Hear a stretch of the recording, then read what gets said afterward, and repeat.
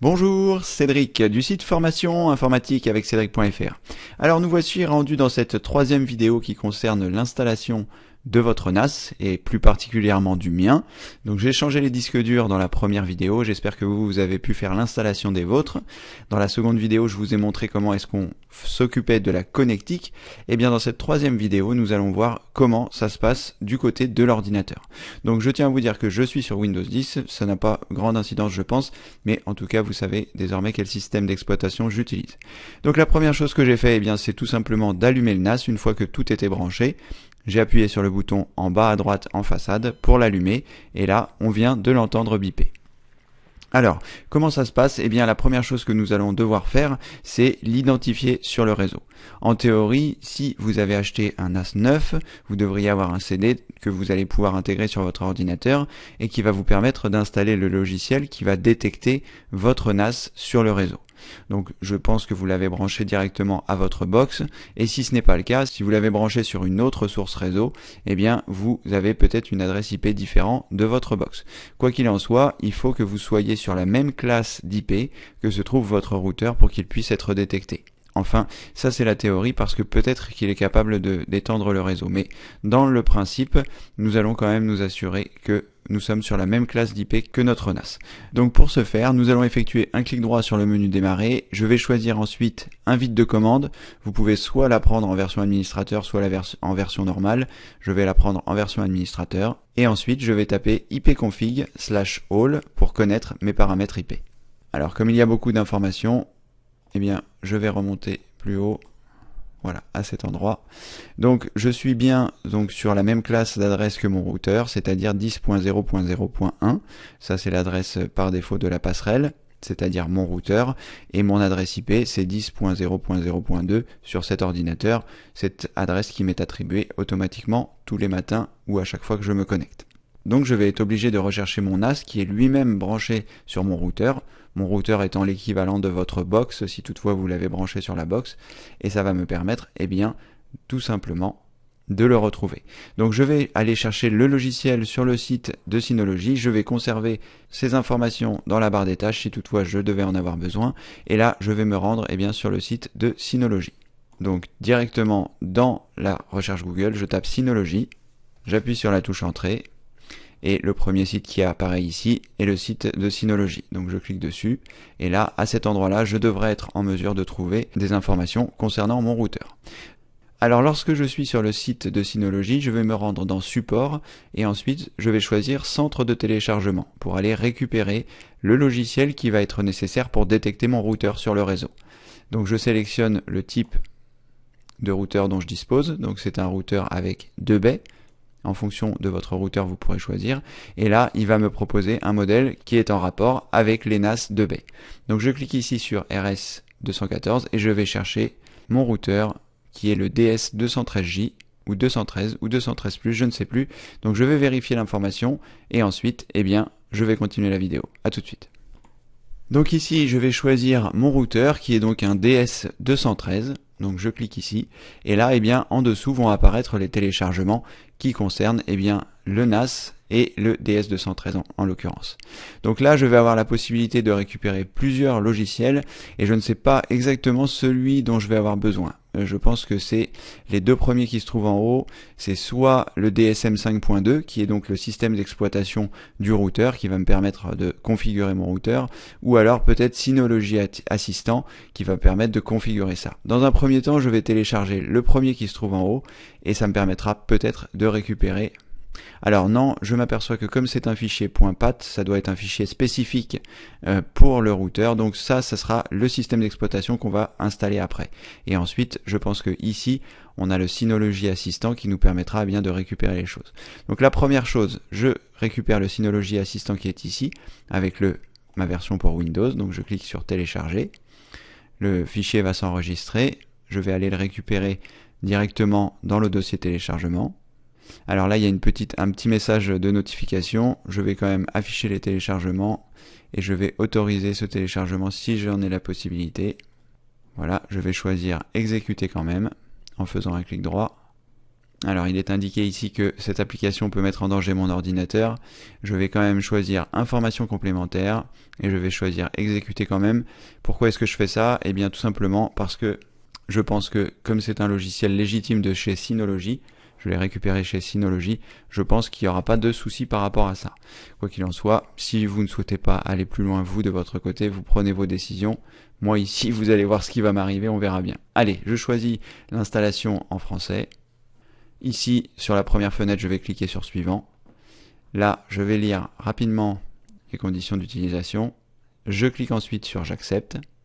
Et là, il va installer le programme pour installer le NAS, je suppose. Je choisis installer. Donc vous patientez le temps de l'installation. Et là, j'ai une fenêtre de détection de sécurité Windows.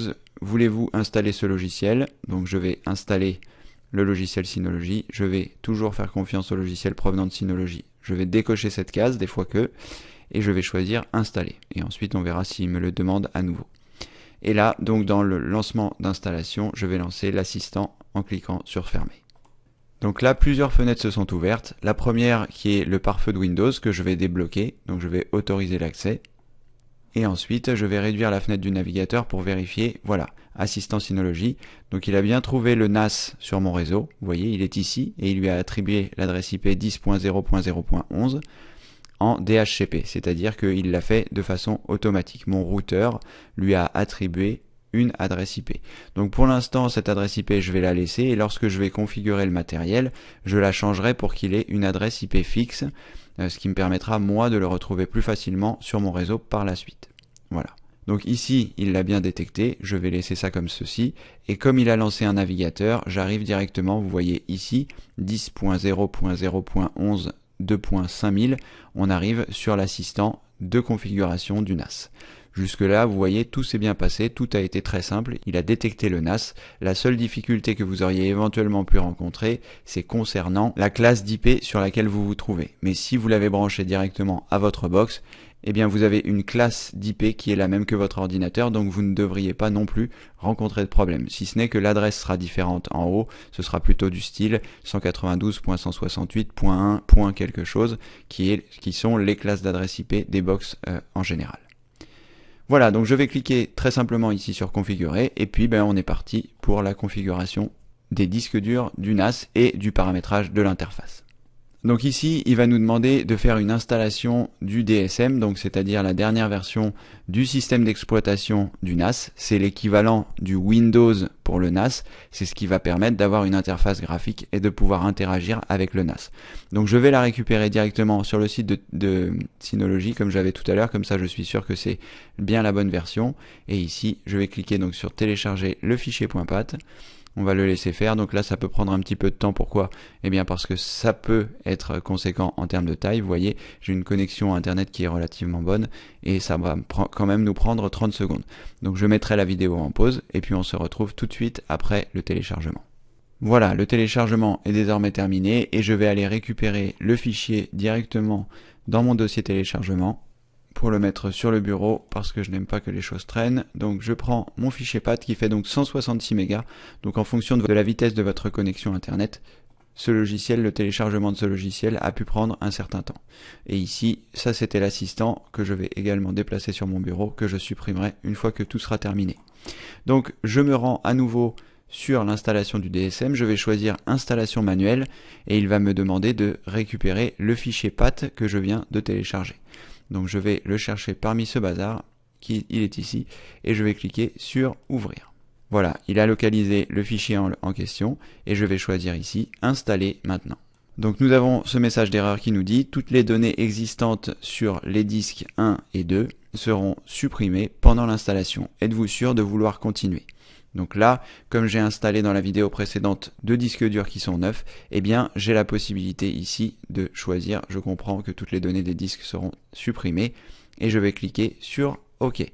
Attention, si vous faites ce type de manipulation sur un NAS que vous aviez déjà avec des disques durs que vous avez déjà, ça veut dire que toutes les données vont être effacées et qu'après il sera quasiment impossible de les récupérer. Donc évidemment, vous prenez grand soin de choisir, je comprends, dès que j'efface mes données, et vous cliquez sur OK. Donc là, ça va prendre un certain temps parce qu'il va préparer l'installation des disques durs. Donc moi, pendant ce temps-là, je vais faire une pause. Ah, Ça m'a l'air bien rapide. Alors peut-être que là c'est juste la préparation de la première partition, celle sur laquelle va s'installer le système d'exploitation, et ensuite la préparation des disques, elle sera un petit peu plus longue. Ce sera peut-être l'occasion d'ailleurs de faire une autre vidéo, peut-être que je m'arrêterai ici une fois que ça se sera terminé. Pour l'instant on va laisser le processus se finir, si c'est un petit peu long je couperai la vidéo pour le raccourcir, et ensuite une fois que ce sera passé à 100%, nous verrons ce qui se passe.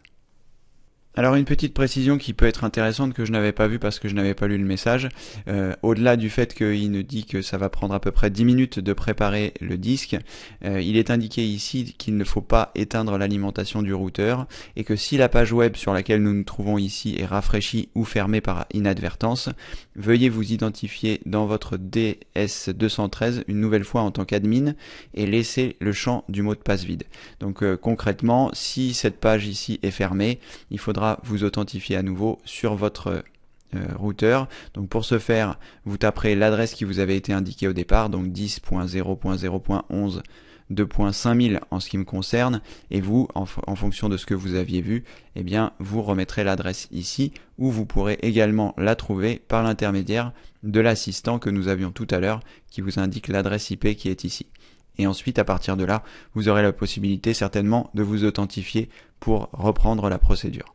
Donc là, le redémarrage du NAS est en train de s'effectuer, c'est-à-dire que il a fini d'installer le système d'exploitation, son équivalent de Windows, et maintenant, eh bien, il redémarre tout simplement pour avoir accès directement à l'interface du routeur. Donc là, le décompte des 10 minutes se fait, il faut être patient, tout simplement.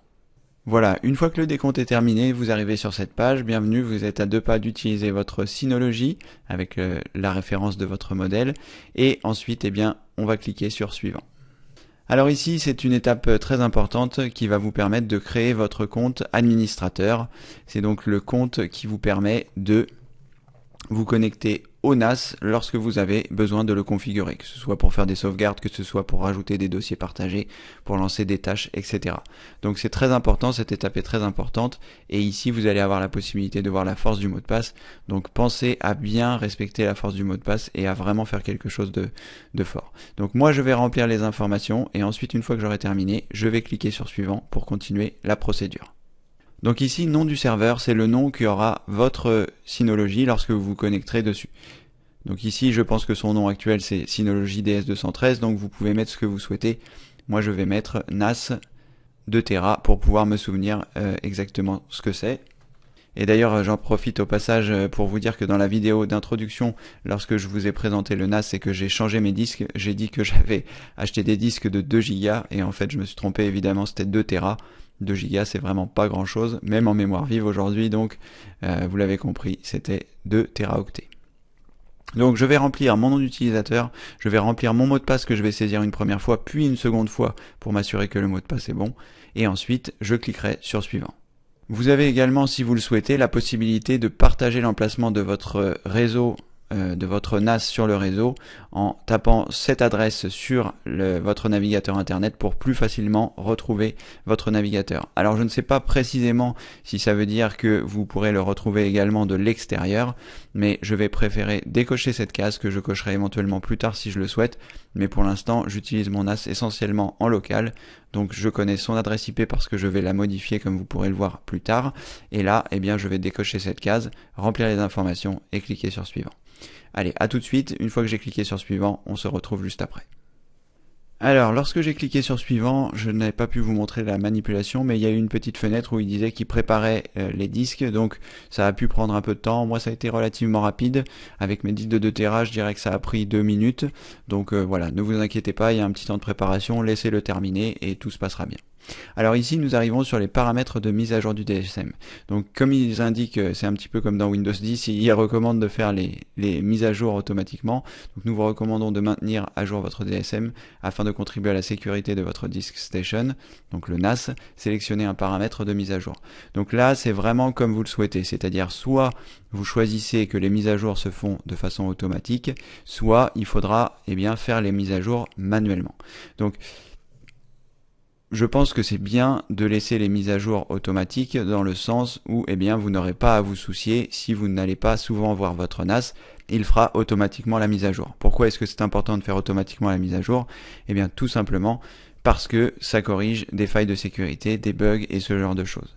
Donc c'est un petit peu comme Windows, je vous conseille bien de laisser installer la dernière version automatiquement, et ici vous avez la possibilité si vous le souhaitez. Si vous ne souhaitez pas faire toutes les mises à jour qui sont recommandées, vous pouvez cocher la deuxième case qui ne fera que les mises à jour importantes. Donc les mises à jour importantes comprennent généralement des correctifs pour les vulnérabilités de sécurité et des problèmes critiques. Voilà. Donc si vous ne souhaitez pas vraiment faire toutes les mises à jour, vous pouvez choisir cette option-là. Et sinon, si vous voulez faire manuellement, vous cliquez, vous cochez la case ici, et là, il faudra le faire manuellement, évidemment. Donc moi, je vais choisir installer les dernières versions automatiquement. Je vais plutôt sélectionner celle-ci, installer les mises à jour importantes automatiquement, donc ça me corrigera mes problèmes de sécurité, je n'aurai pas à m'en soucier si pendant quelques jours je ne regarde pas les mises à jour, mais j'utilise très souvent mon NAS et je vais souvent dans l'interface d'administration pour faire des sauvegardes, donc je vérifie à chaque fois si les mises à jour sont faites, donc je vais laisser cette option numéro 2. Vous, si vous n'avez pas envie d'y aller, vous pouvez cocher ici, installer la dernière version automatiquement, et si vous le souhaitez le faire manuellement, vous cochez ici. Je vais ensuite cliquer sur suivant. Et sur cette page, eh bien, il vous propose d'installer un certain nombre de packages qui pourront éventuellement vous aider. Donc moi, mon NAS me sert essentiellement à stocker mes vidéos, à stocker les choses importantes, puisqu'il est en parallèle, c'est-à-dire que ce que je mets sur un disque, ça se copie automatiquement sur le second. Donc je choisis la sécurité, je mets uniquement des fichiers et des dossiers, donc je ne l'utilise pas pour ce type d'application qui peut être du partage de musique, du partage de vidéos et ce genre de choses. Donc je vais ignorer cette étape, mais si vous souhaitez installer des paquets qui sont ici, vous trouverez certainement des informations les concernant sur internet. Voilà, donc je choisis omettre cette étape. Alors ici c'est une étape qui peut être importante, c'est l'étape dont je vous parlais tout à l'heure où je pensais que c'était ce qui se passerait en choisissant de pouvoir détecter votre NAS facilement. C'est à cet endroit-là en fait que vous allez pouvoir rentrer les informations pour configurer votre compte Quick Connect qui vous permettra de vous connecter n'importe où, d'accéder à votre Synology quel que soit l'endroit où vous vous trouvez. C'est-à-dire si vous êtes chez des amis, par l'intermédiaire de leur internet, vous pourrez accéder à votre NAS s'il est allumé chez vous. Donc ça peut être quelque chose de pratique. Pour l'instant, je ne vais pas le faire pour que cette vidéo reste à peu près correcte, et je le ferai éventuellement plus tard lorsque je vous parlerai de l'installation de certaines caméras de sécurité. Voilà, pour l'instant je vais choisir omettre cette étape, et si vous souhaitez vous ici créer un compte, soit vous regarderez la vidéo future, ou alors vous pouvez regarder sur internet comment faire pour créer votre compte Quick Connect. Je vais ici omettre cette étape. Donc ici c'est un petit message d'avertissement qui dit que si toutefois vous ne configurez pas votre compte Quick Connect, il faudra modifier des paramètres dans votre routeur pour pouvoir accéder à votre NAS. C'est ce que l'on appelle du NAT, Network Address Translation, ce qui permet à votre routeur en fait d'expliquer que vous allez pouvoir passer directement par lui pour arriver sur le NAS. Bon, ici je vais comprendre que je serai obligé d'ouvrir des ports, mais je reviendrai sur la configuration du Quick Connect comme je vous l'avais indiqué. Donc là je clique simplement sur oui. Et là si vous souhaitez des Synology, vous pouvez envoyer des statistiques. Je ne vais pas le faire pour le moment et je vais choisir ici exécuter. Voilà, nous sommes arrivés maintenant dans l'interface du Synology. Donc je vais arrêter la vidéo à cet endroit-là. Vous pouvez cliquer pour faire apparaître les différentes aides qui vous sont proposées. Et ensuite, une fois que vous avez terminé ça, vous arrivez sur la page d'accueil de votre Synology. Donc je vais m'arrêter ici. Ici, il y a une aide qui se lance. On verra ça un petit peu plus tard. Je vais fermer et je relancerai le NAS plus tard. Pour que la vidéo ne soit pas trop longue, elle est déjà un petit peu longue. Et je vous montrerai comment est-ce que l'on va faire pour préparer les disques et surtout configurer les premiers partages de fichiers. Merci d'avoir suivi cette vidéo et je vous dis à très bientôt pour une prochaine vidéo. Merci, au revoir.